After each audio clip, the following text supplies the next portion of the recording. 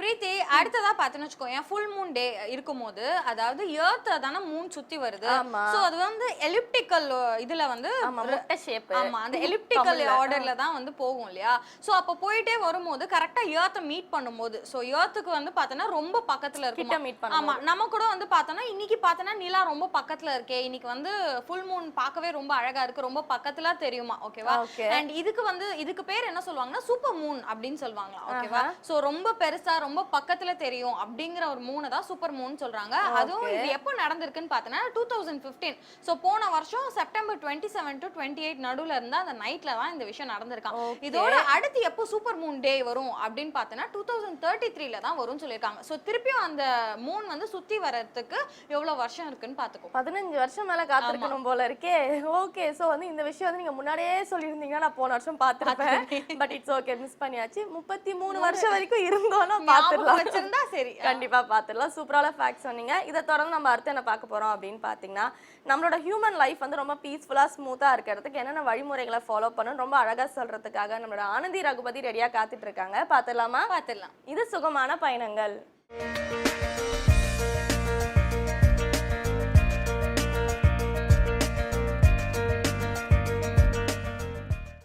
வேந்தர் டிவி நேயர்களுக்கு வணக்கம். சுகமான பயணங்கள். இந்த நிகழ்ச்சியில் குட்டி குழந்தைங்கள்லேருந்து பெரியவங்க வரைக்கும் நம்மளை எப்படி ஹாப்பியாக வச்சுக்கலாம், நிறைய எப்படி சீக்கிரமாக சக்ஸஸ் பார்க்கலாம், ஒரு வின்னர்ஸாக எப்படி சீக்கிரம் மாறலாம், இதுக்கு எல்லாம் என்ன மாற்றம் தேவை, இதை பற்றி நிறையா பேசிக்கிட்டு இருக்கோம். எஸ்பெஷலி குழந்தைங்களில் ஆரம்பித்து பெரியவங்க வரைக்கும் என்ன பண்ணலாம், குழந்தைங்கள சீக்கிரமாகவே மாற்ற முடியும். ஏன் அப்படின்னா அவங்க ஒரு எழுதாத ஸ்லேட் அப்படின்னு சொல்லுவோம். ஒரு எழுதின போர்டை நீங்கள் அழித்து அது மேலே எழுதுறது ரொம்ப கஷ்டம். அதை விட எழுதாமல் பிளெயினாக இருக்கும்போது அதில் எழுதுறது ரொம்பவுமே ஈஸி அப்படின்னு சொல்லுவோம். ஸோ குழந்தைங்க எப்பவுமே அந்த ஸ்லேட்டில் எதுவுமே எழுதாமல் பிளாங்காக ஒரு போர்டு மாதிரி இருக்காங்க.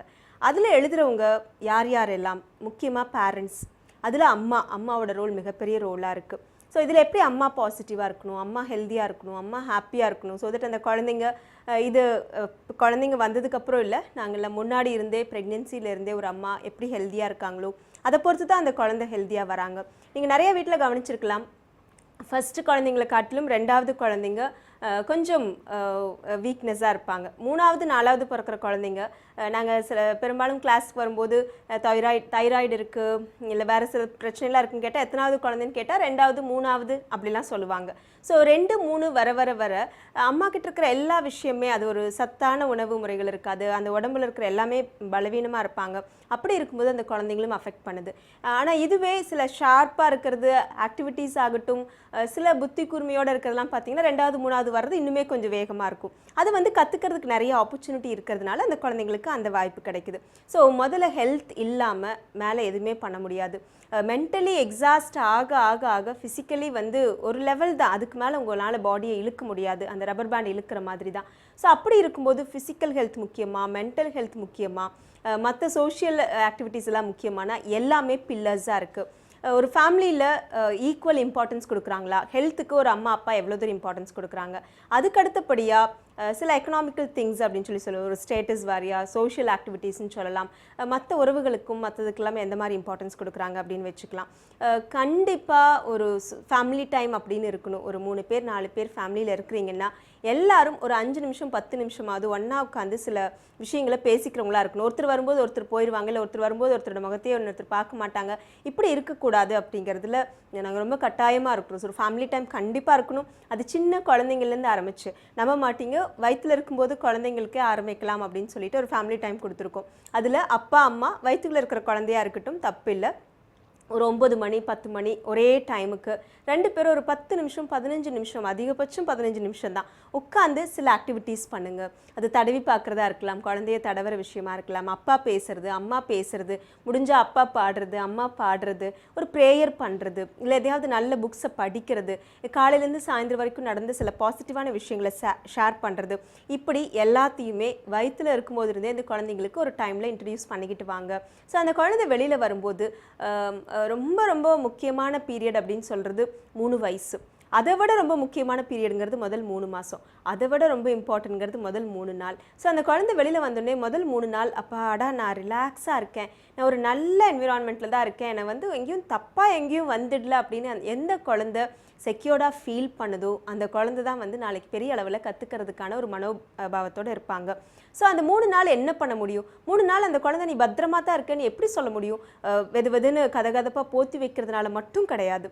சில பரிச்சயமான வார்த்தைகளையும் பரிச்சயமான வாய்ஸ் சில குரல்களையும் தடவல் அந்த அந்த ஸ்மெல் அம்மாவோட ஸ்மெல்லு இதெல்லாம் கேட்கும்போது அந்த ஹார்ட் பீட்டோட சவுண்டு இப்படி எல்லாம் கேட்கும்போது அந்த குழந்தை அப்பாடா நான் எங்கேயும் புதுசாக வரல, அதே இடத்துல தான் ஆனால் எங்கேயும் கொஞ்சம் டேர்ன் பண்ணி வச்சுருக்காங்க அவ்வளோதான் அப்படின்னு அந்த குழந்தைக்கு வரும். ஸோ நீங்கள் ஜென்ரலாக இது பிறந்த குழந்தைன்னு இல்லை, யார் வேணால் பாருங்கள் ஒரு மாதிரி இன்செக்யூர்டாகவே இருக்காங்க. எப்போவுமே ஒரு செக்யூர்ட் பர்சன் தனியாக எதையும் பண்ணாமல் அடுத்தவங்க ஒரு கூட வேணும் துணைக்கு வேணும் அப்படின்னு நினைக்கிறவங்களா இருக்கலாம். இல்லை அம்மா விட்டுட்டு ஒரு குழந்தை வெளியிலேயே போகாத குழந்தையா இருக்கலாம், எந்த நேரம் அம்மா கையை பிடிச்சிட்டே இருக்கிற குழந்தையா இருக்கலாம், இல்லை சட்டுன்னு எமோஷனலி டிஸ்டர்ப் ஆகணும்லாம் இருக்கலாம். அவங்க எல்லாம் இன்செக்யூர்டாக இருக்கிறாங்க, உள்ளே வந்து மிகப்பெரிய அளவில் படபடப்போடவும் பயந்ததாகவும் உள்ளே இருந்துக்கிட்டே இருக்காங்க. அதனோட வெளிப்பாடு தான் யாராவது ஒருத்தர் தனக்கு துணைக்கு வேணும் ஏதாவது ஒன்று வேணும் அப்படின்னு ஆசைப்படுறது. ஸோ அப்படி இருக்கிற மாதிரி யாரெல்லாம் இன்செக்யூர்டாக இருக்கிறாங்களோ அவங்கெல்லாம் செக்யூரிட்டி பர்சன் கூட இருக்கணும், ஒரு டாய் இருக்கணும், ஒரு பொருள் இருக்கணும், அம்மா இருக்கணும், அதுக்கு ஈக்குவலான ஏதாவது ஒரு சிச்சுவேஷன் இருக்கணும் அப்படின்னு எதிர்பார்க்குறவங்க. ஸோ இந்த மாதிரி ஒவ்வொரு காரணத்துக்கும் ஒவ்வொரு காரியத்துக்கும் பார்த்தீங்கன்னா ஏதாவது பின்னாடி ஒரு பெரிய தாக்கம் இருந்துக்கிட்டே தான் இருக்குது. இந்த உளவியல் பூர்வமாக சொல்லணும் அப்படின்னு சொன்னால் இனிஷியல் டேஸ் ஒரு அம்மா வயிற்றில் இருக்கும்போது இருந்தே அந்த அம்மா ரொம்ப படபடப்போடவும் ரொம்ப வந்து ஒரு வேதனையோடவும் ப்ரெக்னென்சி காலத்தில் கொண்டு போயிருந்தாங்க, கர்ப்பகாலம் போயிருந்துச்சு அப்படின்னா அந்த வெளியில் வர குழந்தை எமோஷ்னலி வந்து ஒரு சாதுரியமான குழந்தையாக இருக்கிறதே இல்லை.